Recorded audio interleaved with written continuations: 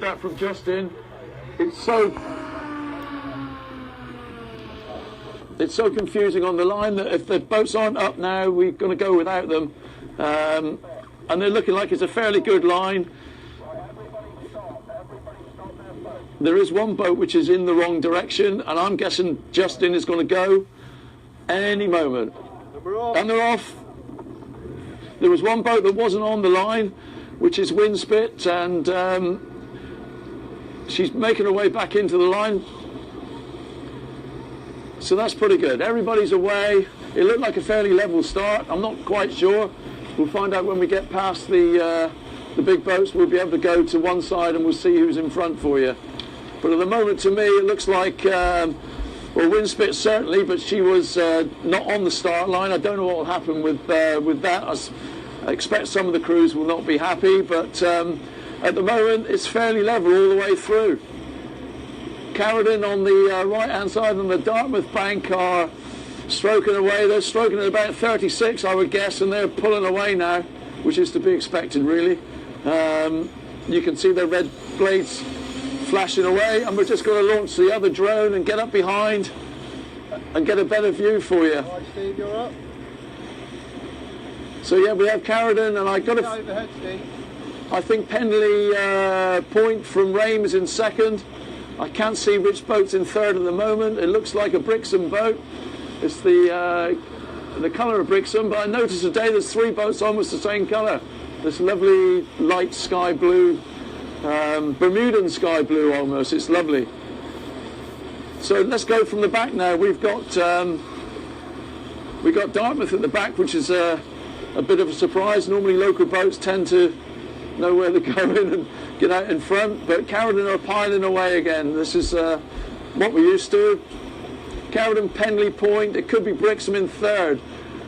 Then I see Windspit again, and I see the Swanage boat, Clevedon, Alpildor. Then we have Tamar, Salcombe.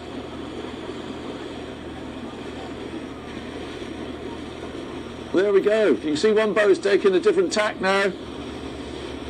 They've gone out to the right-hand side of the pack, and hopefully that will get them a little bit more water and a little bit more space to play around in, really. And they're all funneling in now. The buoy that we're going around is probably half a mile away at the moment. But they have to keep this side of the yellow and black buoys. If they go inside that, they will be disqualified. So yeah, Pegasus, bless them, they're there at the end, bringing the rear up with Smudger from Dartmouth. They're bunching a bit in the middle. Coxes will have to be looking what they're doing here. So Carradine, they're a good 4 or 5 boat lengths up on the boat in second, which at the moment I think is still Pendley Point. Not quite sure. You can probably get a better view than I can, really, to be fair. We've got the drone fairly high up, so you will be seeing exactly what's going on. We're cutting on the inside now, so I can give you a good positional commentary now. So at the back we have Pegasus, Smudger, Gibraltar, Whitford, Cadmus, quarter crab, look, there we go, good pin change there, very fast, well done Cadmus, in bow, that's a hard thing to be doing at this speed. Top catch, then we have Windspit, just gone around the first sort of dog leg, I would call it, in the first leg. We've got Jupiter now rowing really well in 5th or 6th position. Then we have Smudger from Dartmouth, the local girls. Nice technique all the way through. Long strokes. Long strokes. And they're catching up the field now. They obviously know what the water is here. They're leaving the other boats behind, Gibraltar and Whitford. But you can see Carradine now, they're hitting the first mark. They are half a dozen, probably to 8 boat lengths up on the boat in second place, which again I can't see from here, but I can see Rame in third. So there we go, Carradine round the first mark.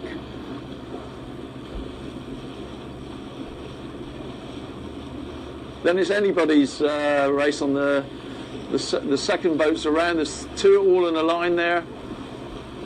Then we have Templar coming round in fourth, Windspit fifth.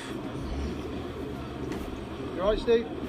Jupiter sixth, Cadmus seventh, Topcatch eighth, Smudger ninth, Whitford 10th, Gibraltar 11th, and Pegasus bringing up the rear. So we're heading off out to sea now, down to Dartmouth Castle. I took a nice walk out there this morning. The weather wasn't as good as it was half an hour ago. And we'll go down to the next mark, which is a big right left-hander, 90 degrees to the left. So there should be some fun on this next mark with these boats that are on second, third and fourth.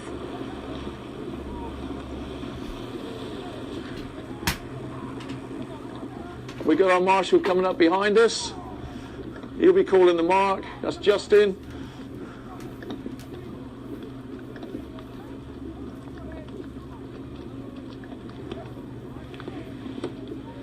So the race really, in this one, the ladies B, is probably for second, third or fourth. I'm guessing now that Carradine, unless anything drastic happens, are going to keep their position at the front of the race. They seem to be pulling away gradually all the time. It's amazing how they do it, week in, week out. Very consistent. And they're probably getting a bit of training in, more training now, because they want to defend their all the races they've won in the Sillies last year.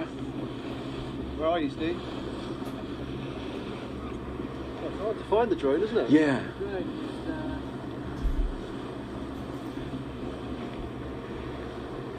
It'd be good to get the drone over to the first mark and above the first mark if we can. So where are we at present now? Let's have a look. Here we go.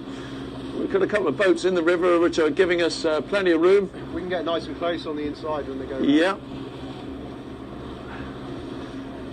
So they're going to take a big left here, or a port as we say at sea. Let's go to Steve. Well done, Steve. Okay.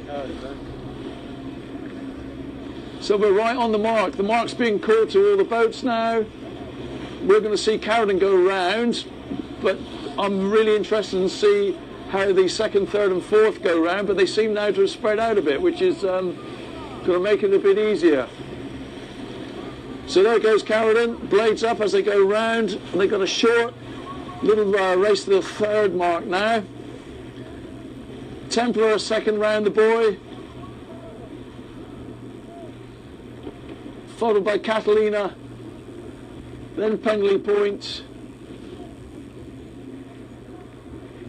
Cadmus, Windspit and Jupiter all going around together. This will be fun here with Smudger coming up the inside. Smudger's made up so much ground.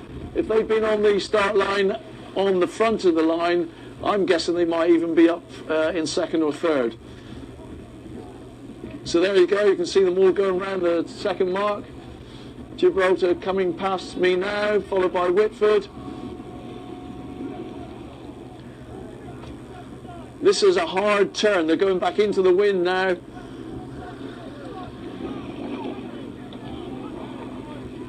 And Pegasus bringing up the rear, well done. They'll see the difference now when they turn and they head into the wind, the tide.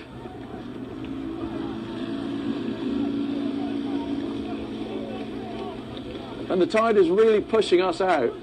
We're having to watch where we're going. We don't want to get in the way of these boats. And there we go. You can see the effort and you can hear the coxes shouting now to get these boats really moving. Because we're coming into the wind, you might both going down like this here.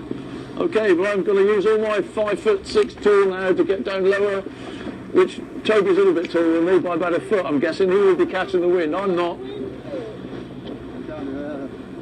Stopped, haven't they? Now yeah. Let's have a look. Where's our drone now? You can see the speed of these boats now is probably 50% of what it was coming down the river, but they're in a bit of a lee there as they go past the old, looks like an old haunted house out of a horror film, doesn't it? So Templar now have pulled up into second. Penley and Point are in third. They've kept that position all the way through. Catalina in 4th. Cadmus from Salcombe in 5. Top Catch in 5th, with Windspit coming in 6th. Gibraltar having a good old race there, just ahead of Smudger. And Smudger have really, well, they dropped back a bit actually. They must have had a bad boy turn. They really were motoring. You're right, Steve.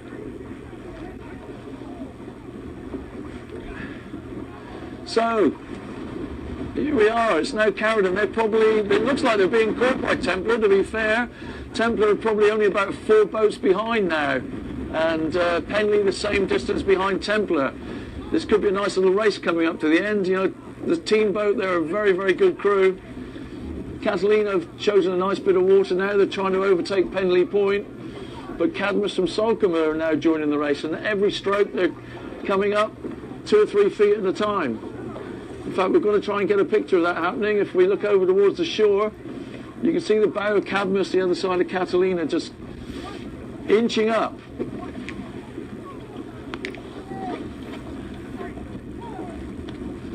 Top Catch have taken the water on the inside from Windspit, and Windspit are just ahead of Jupiter again. There's some good racing at the back of the pack, really. It's not all about the boats at the front.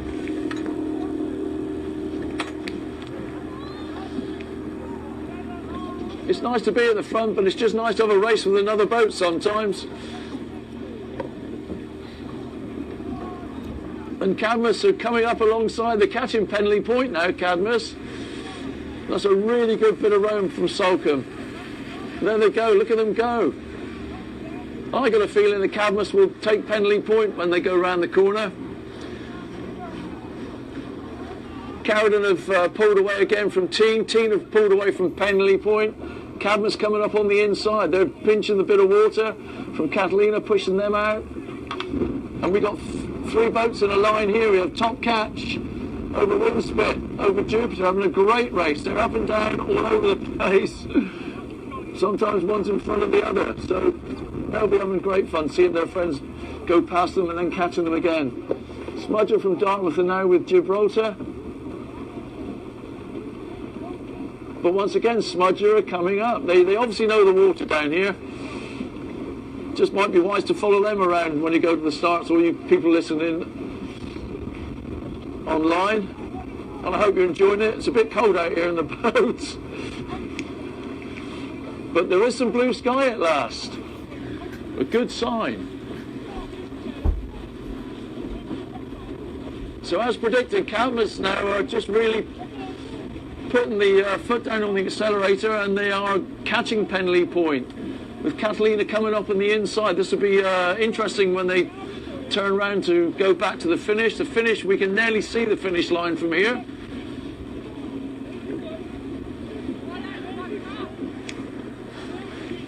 Smudger getting some encouragement, shouts from the local boats, but I think they're shouting into the wind, so they probably won't hear them. We can hear them.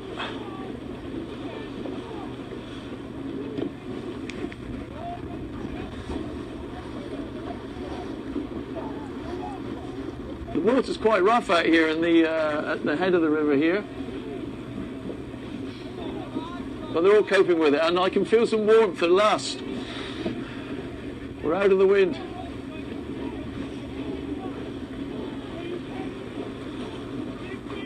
So Carradine go around the last mark, which was the first mark, followed by Teen and Templar. And we're actually seeing now that Cadmus has come up all the way from almost the back and have gone past Penley Point. Great bit of rowing. In this race, that's probably been the boat that's really stood out, apart from the obvious ones that are always at the front. But there's a race going on now at the back between about 6 or 7 boats. Penley's got the mark. Penley's got the mark on Cadmus on this buoy, so that might just put pay to Cadmus's pursuit. Let's see as they go round.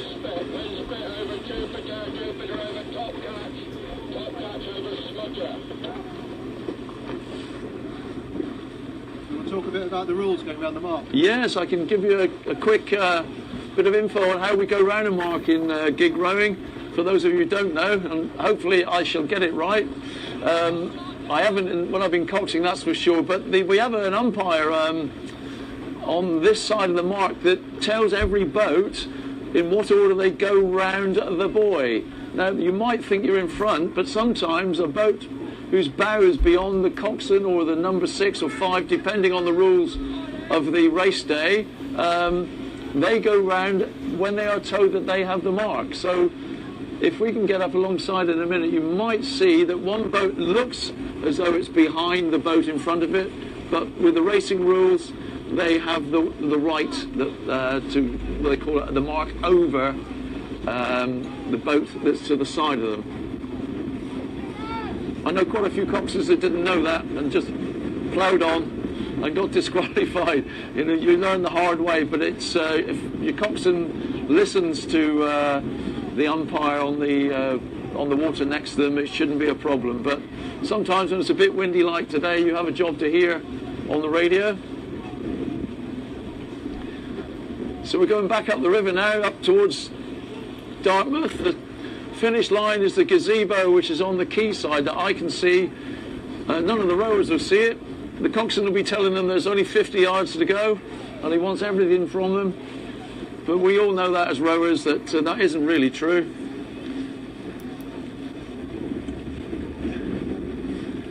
So Carradine have finished. They're rowing back to the pontoons.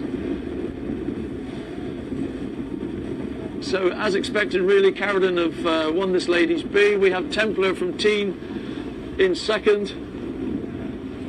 And Penley Point have faded a bit.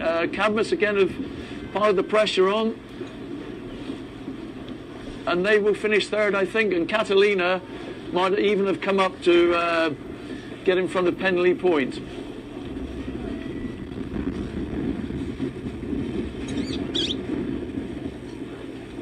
Well done, Salcombe. Good rowing. And Catalina too. They've always been in the mix for the minor place.